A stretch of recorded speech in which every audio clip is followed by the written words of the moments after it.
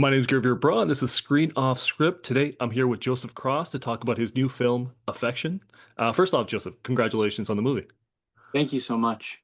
Do you prefer Joe, by the way? Like, I feel Yeah, like you can call me Joseph's. Joe. All right, I Whatever you want. appreciate it. Yeah, Joseph yeah. feels very formal, you know what I mean? I I feel like know, it's true. My mom really tried to make Joseph happen, and so that was what I went by on set when I was a kid.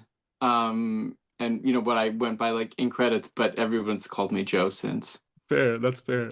I feel like for myself, I always am trying to like describe a new movie by Mm, using like older movies or other movies that would be like, oh, you got to check this movie out. It's like this, yeah, of but like course. this. For this movie, like what are your go-tos where you're like, yo, you have to check out Affection. It's like this, blah Yeah. blah blah. So the movies I watched that inspired BT were The Fly, with Jeff Goldblum, and Pet Cemetery. He said The Ring as well, which I had seen. And Naomi Watts is one of my favorite actors, and The Ring is great. But for my character specifically, The Fly and Pet Cemetery were the two go-tos. I'm not surprised. The Fly was actually like first on mine for me. A few Yeah. others as well, but you know what? I was trying to figure it out myself, and I saw this YouTube comment that was like, "This is 51st Dates from Hell," and I was like, "Perfect, I no love that. notes." Isn't that great? Okay, I'm writing that down. I'm gonna steal that. 51st Dates from Hell is absolutely right. Yes, Um, 100%. it's so true. Yeah, It's that's so right. true. Yeah, it's like a Groundhog Day kind of thing. 100%. So, something about this movie that makes it feel very timely for me is the idea that he's always trying to make everything perfect.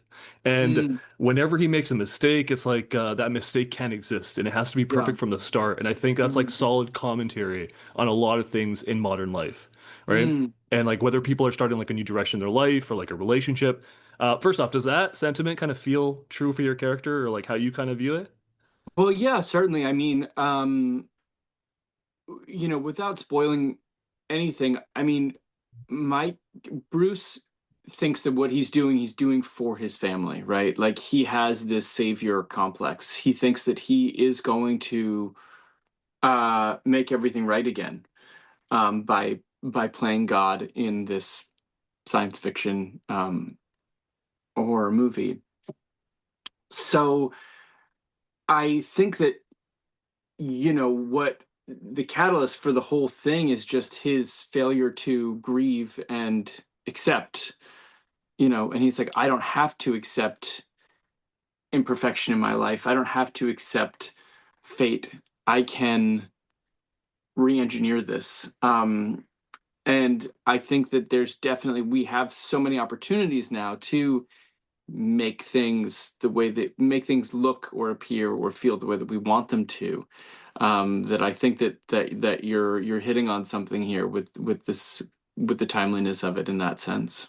Yeah, I feel like it's also true for like I don't want to say just men, but like it feels specifically true for men where that's his thing online where it's like you know you got like everything maxing. You know what I mean? Like I was gonna say, it's perfecting. is that looks maxing? I mean, That's basically what it is. Yeah. I'm a little old to understand looks maxing, but I know it like enough. You know what I mean? Like I've Yeah. read about it. I understand. Right? It's like I know there's one person in particular, one looks max influencer, who thinks Matt Bomer is the ideal physical specimen. Is this correct? We're going on This is a on great a tangent. This is an tangent here. amazing We're going tangent. on a tangent here. I said I didn't know anything about it, and then I like know everything about You're like, I know all the things. I know the ins and outs. it. Right. But I think that's true. And like, but you know, I think the weird thing is like, when it comes to like overcoming that thought of like everything has to be perfect, Yeah. that I think is just something that people need to like, I don't know. We're probably around the same age. I feel like it's just like realizing like stop tripping. You know what I mean? Like for yourself, it's like what has worked for you? What kind of advice have you been given to be like, you know what, to not fixate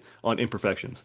Yeah. I mean, I think that I'm literally staring at When Things Fall Apart right now. The Shodron novel or book or whatever, meditation on things falling apart. Like you just don't know what's next. You know what I mean? So something that seems like the most horrible thing in the world to you today, um, might not tomorrow. You know, and I think that is the challenge. I mean, life is.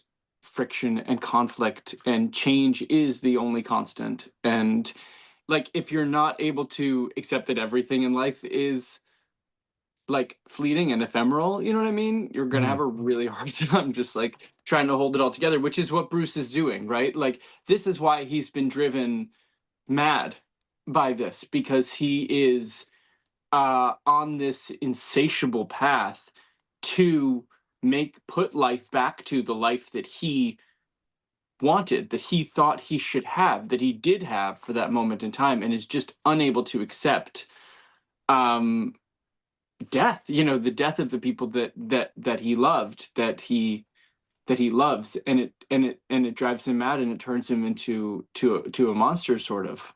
Yes.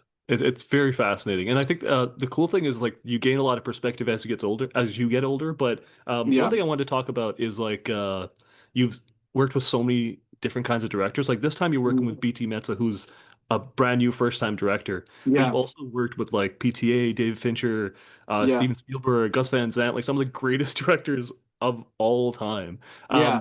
I'm really curious from like as a movie fan, like we look at great directors based on like end product, right? Like we don't know how the ins and outs and all that kind of stuff. I'm curious from your perspective, before we even get to that point, what makes a director great before you even see the final product? Mm. Yeah, that's a great question, because everybody is so different. Everybody's style and process um is so different. I mean, I have been so fortunate to work with these great filmmakers, and it really was the priority for me when I did a movie called Running with Scissors when I turned 18, and like from then on I was like, I just want to prioritize working with the the filmmakers that I love, that I admire, that I grew up watching, and really has been like my fixation. Uh but everybody had their first movie. Like, everybody you mention made their first movie once and spent their first day on set and had called action for the very first time. And I think that that's something that we have trouble. You can't imagine a world in which Steven Spielberg hasn't directed his first movie yet, but like, there was that time, and I've watched his short films that led up to that, and I watched his first movie. Uh and so, when you work with somebody new, when you work with somebody like BT, I think that you're looking for specificity of vision. Um, I think that you're looking for a personal connection to the material. Why is the person telling the story? Why does it mean something to them?